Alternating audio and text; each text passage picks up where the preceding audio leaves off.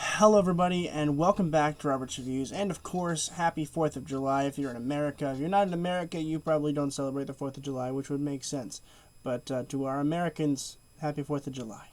And for the 4th of July, of course, I decided I'd watch this movie, and I know there is a sequel which I plan to watch next year at the same time. So that'll be fun, bearing the fact that there isn't anything new coming out on July 4th, of course, which, we'll figure it out. But for now, let's just talk about Independence Day.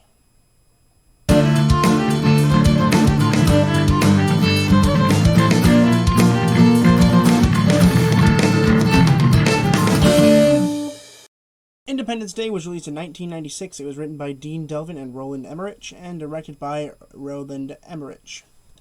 And I knew about this movie. I've seen it a bunch of times, like with my dad. My dad used to watch it a lot. And I haven't seen it in a very long time, so I haven't, it was like watching it for the first time, to be completely honest with you. And I gotta say, this movie stands up to the test of time.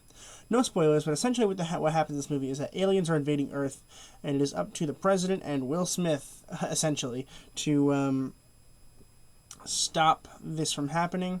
And they have to band together, not only just America with all of its allies, but the entire world as a whole needs to get together.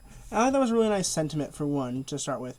I think it was nice that we were able to involve the world in the idea of the picture, because it is an American film, and American films tend to not have the world band together when it can. They're like, no, we'd rather just not. And this movie was like, no, I think at this point, everyone would get together and help out. And I do like that little sentiment. I do think that was nice and sweet. I think it worked pretty well for them at very least. And I think that in general the movie stands the test of time for the fact that, one, it is one of the few movies that actually ends on a term where no spoilers, but the world can band together and work together, and that's really sweet and nice, and you don't get that in movies a lot these days. But I think in terms of the effects, it still stands up to the test of time. I have yet to see the sequel. I'm sure it's awful. I am nervous because this movie is really good in terms of the special effects, considering the fact that it was made in 96, yeah. And the big thing about 96 is that they didn't really have a whole lot of computers. In fact, I don't even know if they had any computers. I can hazard a bet that almost everything in this movie was made out of miniatures. And the way that is say you took this pill bottle. Okay, this is my allergy medicine. In case you took this pill bottle and you wanted to make it look gigantic, you would film it on a black screen or a green screen if you wanted to add it in later, which they probably did. So film it on this giant green screen, and then they would film it with a big camera really up close. And then they would slow the frames down to make it look really big. And then they would add that in post-production after the film was done to add it over top or to the side or any of that kind of thing. And, oftentimes, particularly in terms of, if they wanted to blow something up, they would just blow up the miniature right there, and it would look like everything's falling apart. So when they did the famous White House scene, they built a model of the White House, probably, I don't really know how big that would have been. It probably would have been pretty big, though, because it is the White House. Probably would have been about as big as my TV, at least, in terms of it being 55, 65 inches, being pretty big. And then they would film it being small and then explode it, and then they would, in smaller frames per second, and then replay that, and it would look like it was blowing up in real time, because things that are big tend to look like they're slower to us humans. If there was an actual giant, it would look very slow as it walked, even though it would feel like it was going fast. That's just how relativity works. And they really ace it here, and I'm spending most of the time here talking about special effects, but if we're being totally honest here, they're quite revolutionary. I mean, especially considering this movie shouldn't have been able to be made at this time. It really shouldn't have been. But they did, and it worked really, really well for them, and I'm really happy with it. And then, probably 20 years later, probably isn't as good, if I'm being completely honest with you. I haven't seen it yet. We'll see it next year. Tune in, subscribe for next year if you guys want to see my Independence Day 2. I think it's called, Resurgence, something like that? Make sure you tune in for that, because I'm excited for that. But I think what also shines in this movie is the characters, right? There are a lot of characters, and a lot of them are really good, but one thing that I don't like about the film is the amount of characters. There are a lot of main characters here that are just and not a lot of them get a whole lot of screen time. It is an ensemble film, I think, even though I don't think it necessarily should be. I am on the negative in terms of how many there are. I don't really enjoy there being this many characters, because it kind of floods the film with just way too many people and it's really, really annoying because not all of them can have full rounded arcs. Will Smith had kind of a good arc.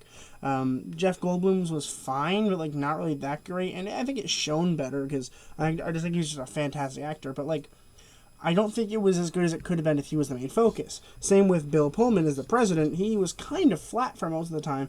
Then he decides to go back in the plane because he was an air pilot, and that's cool, and it's a cool little ending to his little story. But like, also to a certain extent, I was expecting more out of these characters. These characters are really cool, and I really hope that these arcs do come, you know, full arc starting in the second film. But I honestly don't think they're going to be. Let's talk about a few of the actors here, starting with Will Smith as Captain Stephen Hiller. He didn't have a lot of screen time, considering that this is like kind of advertised a Will Smith movie. Like, Will Smith's in it, sure, but I don't think he's the main focus of the film. I do think he's very good. Don't get me wrong. I think he is very good in this film. I really do. I think he was, you know, a good action star at this point. I don't really know what movies he was in that surround this, but I'm willing to bet that this movie gave him more action sequence stuff. Because he looked really, really cool in this. And he did really, really well. I was really happy with it. It's one of the better Will Smith movies that I've seen, mainly because a lot of them are really bad. But like, I was really excited to watch this one, and I was right. He was very good. Bill Pullman as President Whitmore. I actually really liked him. I didn't think I was going to like him because in the beginning he kind of sucked. I was like, I don't really like where this character's going. But then by the end I was like, you know what? Good job, Pullman. You really pulled through. Pun intended. And he did really, really good. I was really impressed. I truly am. I think he was very, very good as the president here. I don't know who comes back for the second one, but I'm pretty confident he does, but I could be wrong. But I think that he was a really good choice for the president, even though at first I kind of didn't think he was. And Jeff Goldblum as David Levinson. I love Jeff Goldblum. Jeff Goldblum's like my guilty pleasure. Like, I think he's fantastic. I don't even think he's like that great of an actor, but like, he's fantastic on screen. He catches your eye, and you just want to watch him for some reason. He's a mystery to the world, and I really, really like him. And he was really good in this film too. I mean, he's funny. The way he talks is just perfect for like most films that he's in, including this one. I mean, like, I'm watching this film and he's just like, yes, I think that is exactly how we should do. It's kind of like Nick Cage. Like, Nick Cage is awful. I really don't like him. But like, I watch his movies anyway, and like, to a certain degree, I'm like, yeah, it's pretty good. Jeff Goldblum's just, I think, an artist with how he talks, how he words things. I think he just is really, really solid and like really, really good in this movie. Overall, a really, really fun movie. This is on HBO Max if you're interested in watching it.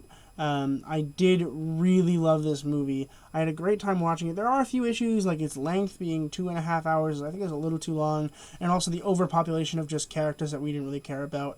But for the most part, I think the special effects were phenomenal. The overall story arc was really, really great and really kind of original for this time of you know, the century. So I was really happy that, you know, they really did kind of set a new standard for what could be, you know, a sci-fi action comedy, and it really worked really well. And so I'm going to go ahead and give Independence Day an A. Once again, this is on HBO Max if you are interested in watching it, or at least it is when I'm filming this a few weeks before, but it is available on HBO Max at this time. Thank you guys so much for watching this. If I don't hit 150 subscribers by the time this video comes out, make sure you are subscribing, because once I hit 150, I'm going to be dressing up like Spider-Man and then going to the mall or Walmart or wherever, and it's going to be great. I'm going to film it for you guys to watch, so please subscribe, and make sure you guys are sharing this with your friends, liking the video, and as always, keep watching movies and television, stay educated, and I'll see you guys in the next video.